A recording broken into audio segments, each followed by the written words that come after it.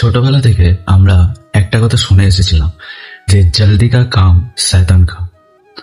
আজকে কি সেটাই ঘটছে দিল্লিতে? এই যে যারা জেনজি বলে নিজেদেরকে প্রমাণ করছে, তারা নিজেদেরকে এত বেশি দ্রুত আর ফাস্ট টাইপের দেখাতে গিয়ে জোকারে পরিণত হচ্ছে। এটা কি সমাজের কাছে একটা হাস্যকৌতুক হয়ে যাচ্ছে? আচ্ছা, ফাস্ট হওয়াটাই কি স্মার্টনেস? একবার নিজেকে প্রশ্ন করে দেখো তো।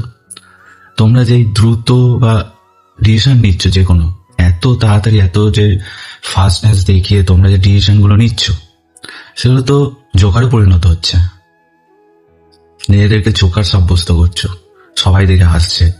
আমাদের নতুন যে যুব সমাজ, সেই যুব সমাজকে দেখে ভারতবাসী তো হাসছেই, এমনকি তাদের ভিডিও যখন বাইরে যাচ্ছে তাদেরকে দেখেও হাসছে সবাই, তারাও হাসছে বাইরের দেশে।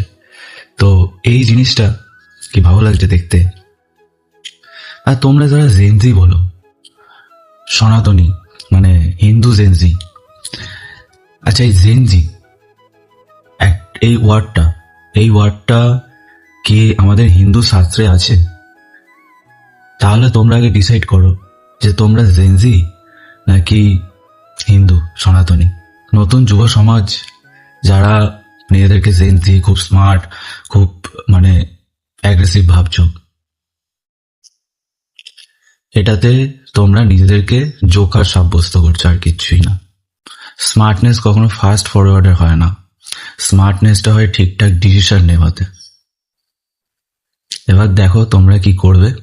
যাই হোক, আজকের মতো এই ভিডিওটা আমি এখানেই শেষ করব। দেখা হবে আবার নেক্সট ভিডিওতে।